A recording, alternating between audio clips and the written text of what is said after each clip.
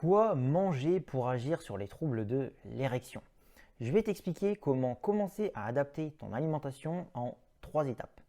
La première chose à faire, ça va être de consommer tous les jours suffisamment de protéines.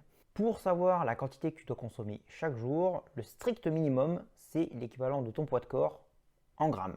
Et l'idéal, c'est même de prendre 1,5 fois ton poids de corps, voire 2 fois. Donc, pour convertir ça en quantité d'aliments, donc moi, ce que j'appelle protéines, c'est tout ce qui est viande, œufs, poisson, c'est tout ce qui est protéines animales.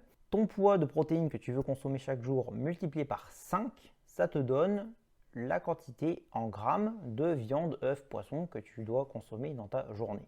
Ça, c'est pour avoir une quantité approximative. Après, si tu veux quelque chose d'un peu plus précis, tu peux utiliser des applications comme Yazio par exemple. Dans Yazio, tu rentres, tu te dis dans une journée, je veux consommer tant d'œufs, tant de porc, tant de poulet, tant de bœuf, peu importe, en fonction du morceau. Voilà, tu rentres ça dans l'application et ça va te donner la quantité de protéines que ça te fera sur ta journée. Voilà, ça permet d'avoir quelque chose d'un peu plus fin. Donc ça, c'est la première étape. Une fois que chaque jour, tu arrives à consommer la juste quantité de protéines dont tu as besoin, eh bien, tu peux passer à la seconde étape. La seconde étape qui est de réduire ta quantité de glucides. Alors, ce que j'appelle glucides, c'est tout ce qui est sucre lent et rapide. Donc, dans les sucres lents, on va retrouver tout ce qui est féculent, tout ce qui est à base de céréales notamment, le pain, les pâtes, le riz, le quinoa, etc., etc. Après, tout ce qui est sucre rapide, ça va être tout ce qui est fruits secs, fruits, les desserts, le sucre ajouté, les gâteaux, les viennoiseries, les bonbons, les jus de fruits, les sodas aussi. Donc voilà, tout ça, il va falloir absolument le réduire. Alors là, pareil, si tu utilises Yazio, c'est intéressant parce que ça peut te permettre de rentrer tous les glucides que tu manges dans la journée et puis de te rendre compte de la quantité que tu manges sur une journée. Donc tu peux te dire que une journée, voilà, tu t'amuses, tu dis bon allez, je me prends pas la tête, je vais rentrer dans Yazio tous les glucides que je consomme dans ma journée et puis ça va me donner une certaine valeur. Et l'objectif, ça va être de réduire la consommation de ces glucides. Alors le fait de consommer la bonne quantité de protéines, peut-être que sans t'en rendre compte, tu as déjà réduit la quantité de glucides. C'est possible. Mais dans tous les cas, consommer tous les jours la juste quantité de protéines, ça va te permettre de t'aider à réduire la quantité de glucides. Et une fois que tu as commencé à réduire ta quantité de glucides, tu peux te dire que l'objectif, ce serait d'arriver à 50 grammes de glucides par jour, voire moins, ce serait vraiment l'idéal. Et la troisième chose, c'est de compenser en fait la diminution de l'apport en glucides par des apports en lipides, en bons gras en fait.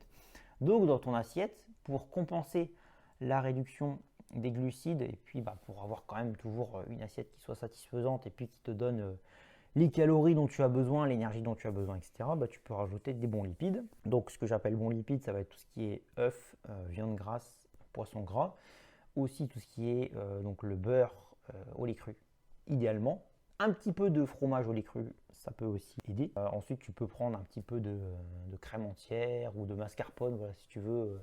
Si tu cherches des alternatives aussi pour tes desserts, une alternative par exemple, c'est de prendre, je sais pas moi, imaginons 50 grammes de mascarpone avec un tout petit peu de sucre dedans ou de poudre de cacao ou un tout petit peu de confiture. Enfin, j'ai remarqué personnellement que le gras fait ressortir le goût sucré en fait. Donc on peut trouver comme ça des alternatives de dessert, même faire des glaces aussi comme ça, qui soient fortement réduites en sucre, mais qui donnent quand même un petit goût sucré qui est quand même satisfaisant, on va dire. Donc voilà, ça c'est vraiment les 3 étapes pour commencer à adapter ton alimentation. Après bon, il y a des choses à rajouter en plus. Forcément, l'alimentation, c'est un sujet qui est extrêmement vaste, mais ça fera l'objet de prochains podcasts. Si tu veux que j'aborde certains sujets dans les prochains podcasts, eh bien n'hésite pas à me demander en commentaire. Si tu veux que je t'aide individuellement